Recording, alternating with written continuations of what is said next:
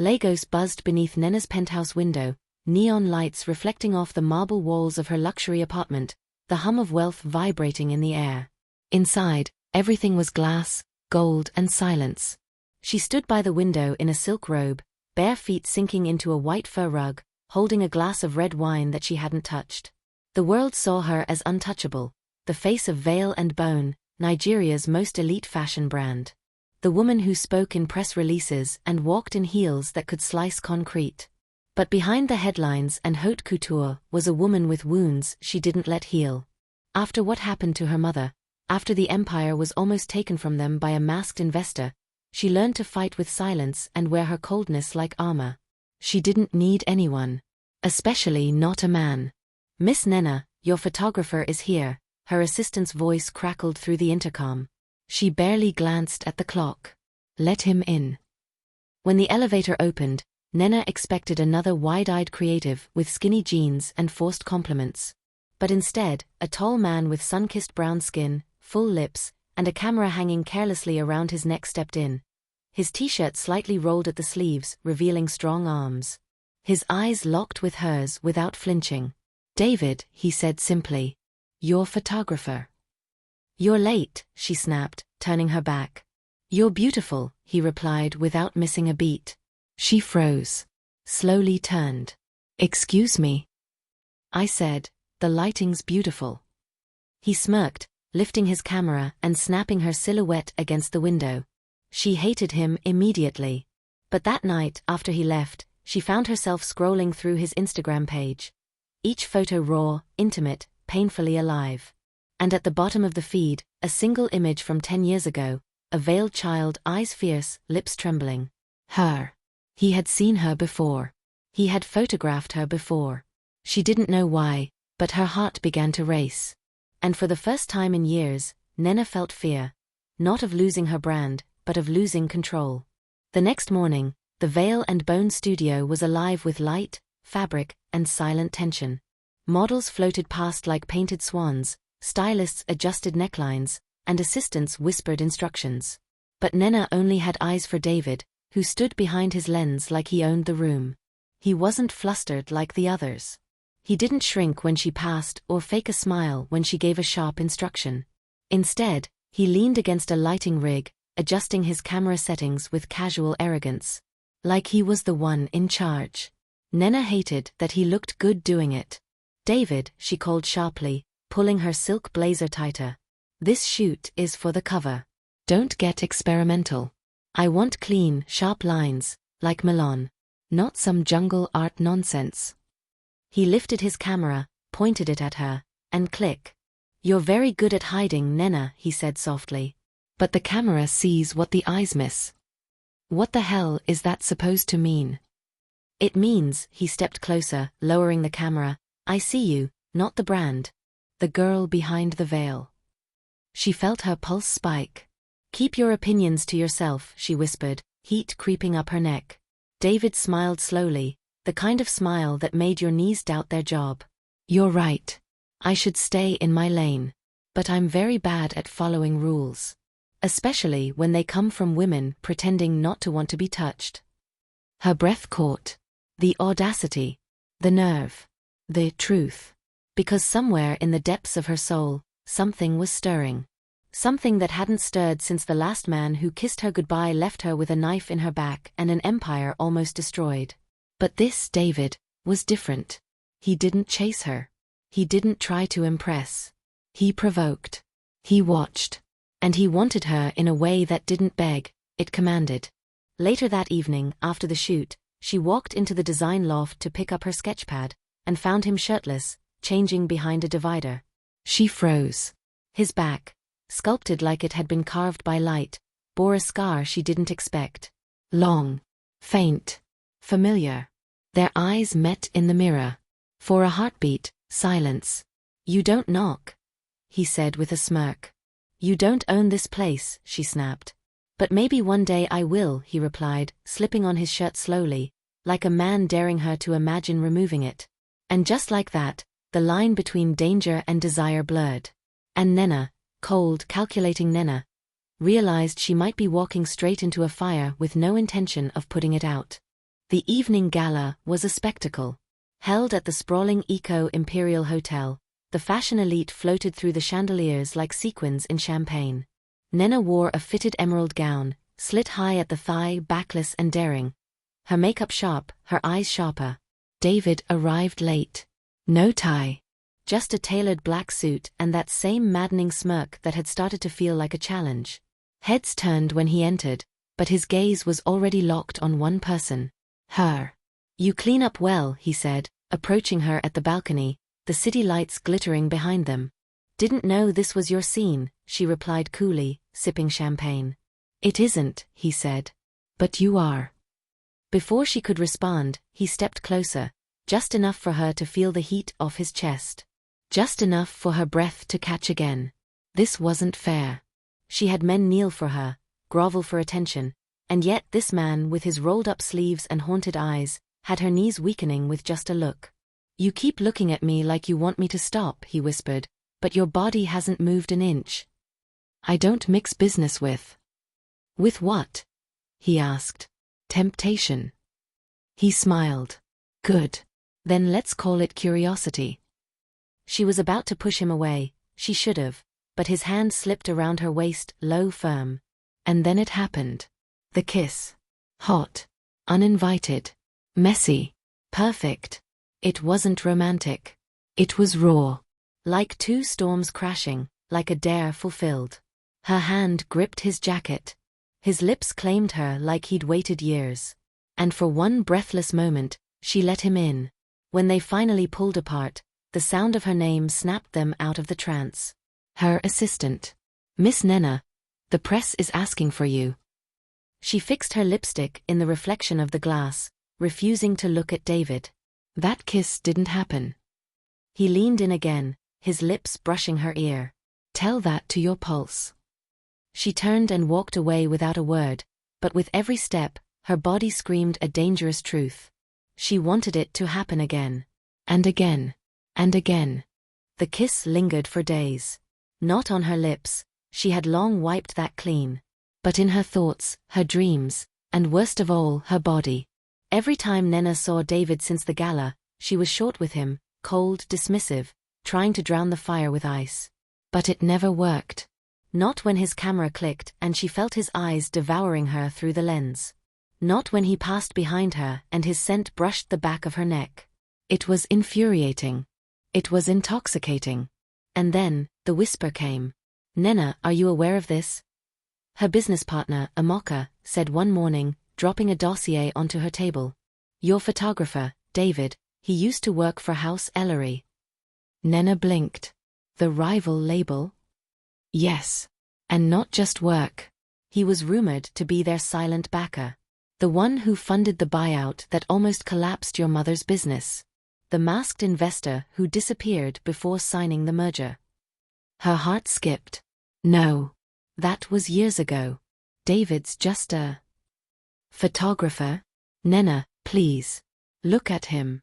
That man hasn't touched poverty in his life. Alone in her office, she flipped through the dossier. Photos. Financial statements. A single name scratched out on a document she recognized, one her mother had framed as a symbol of betrayal. There it was again, David Oladipo. She slammed the file shut, heart racing. This couldn't be real. That night, she showed up at his rented studio, fury coiled in her throat. "Who are you, David?" He looked up slowly, as if he'd been expecting this. "I'm a man who's been watching you for years, Nenna." She flinched. "I saw you the day you stood beside your mother, veiled and trembling, during the court trial. I didn't know your name then, but I never forgot your eyes." She slapped him. He didn't move. "You lied to me." "I never lied. I just didn't tell you everything. You were part of the group that tried to destroy my family. My mother died believing your empire killed hers. I left that world years ago. Then why come back as a photographer?" He stepped close. "Because no amount of money made me forget you. And when I found out who you were, I wanted to know if you were still that girl, fierce, trembling, untouchable." Her breathing was uneven now. "And what did you find?" That you're everything I remembered. And more. She hated that she wanted him to touch her again. Hated that her heart ached more than it raged. But when he stepped forward, this time she didn't pull away. She kissed him. Hard. Desperate. Bitter. Their past hung between their tongues like poison and honey. And as they sank onto the couch, clothes tugged, breath stolen, pain and passion tangled, Nena didn't know whether she was falling in love or falling into ruin. The morning after came with silence. Nena lay on the wide leather sofa in David's dim-lit studio, wrapped in a throw blanket, her hair messy, her heart messier. His scent clung to her skin. Cinnamon, sweat, and sin. Her dress was somewhere under the couch. Her self-respect was probably with it. David stood shirtless by the window, sipping black coffee like nothing happened.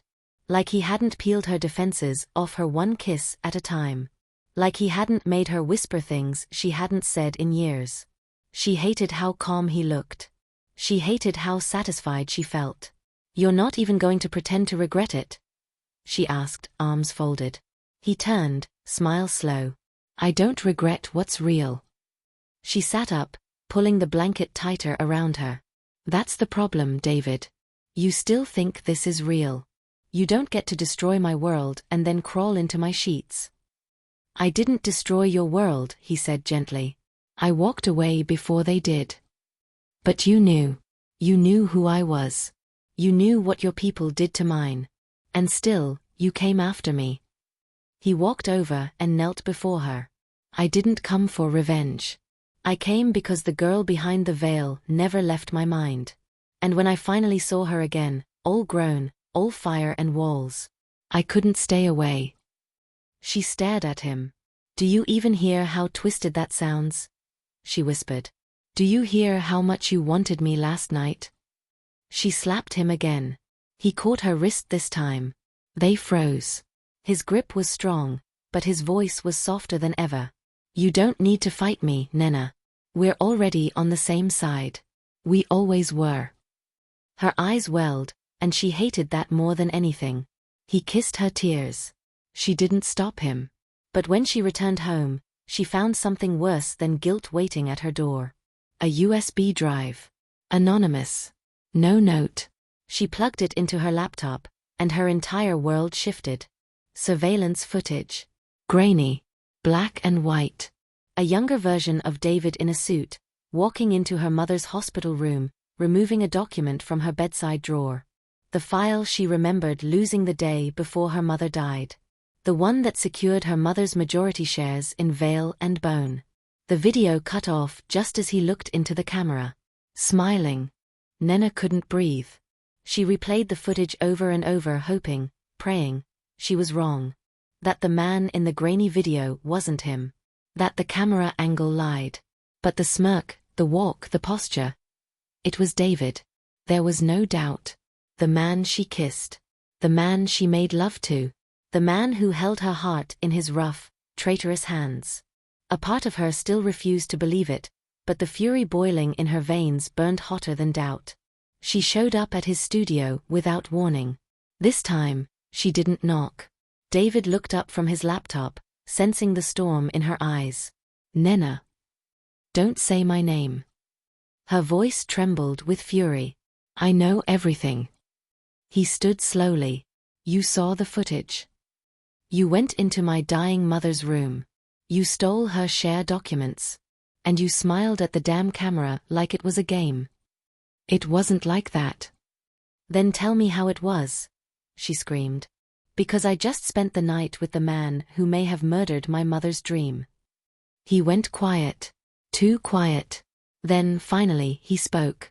"She called me," he said softly. Nena blinked. "What?" "Your mother. Before she died. She called me, Nena. She asked me to protect the company. To make sure the board didn't sell it off. She didn't trust your uncle. She gave me those documents. I didn't steal them."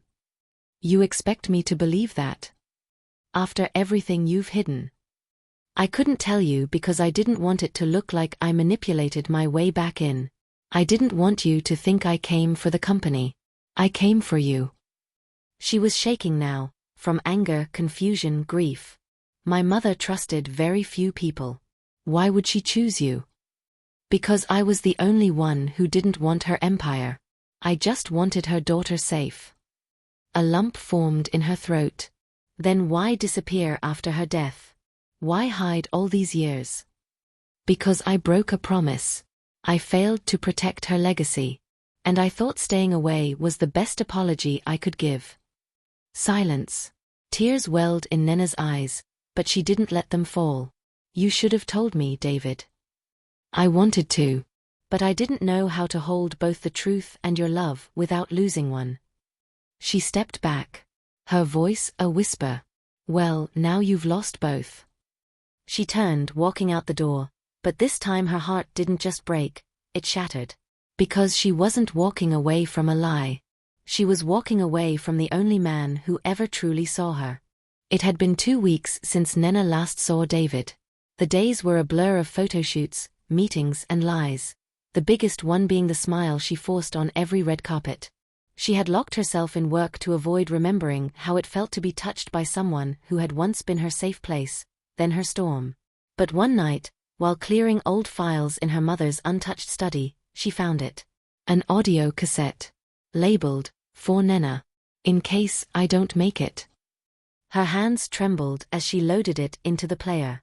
Her mother's voice, soft, tired but firm, crackled through the speakers. My Nena.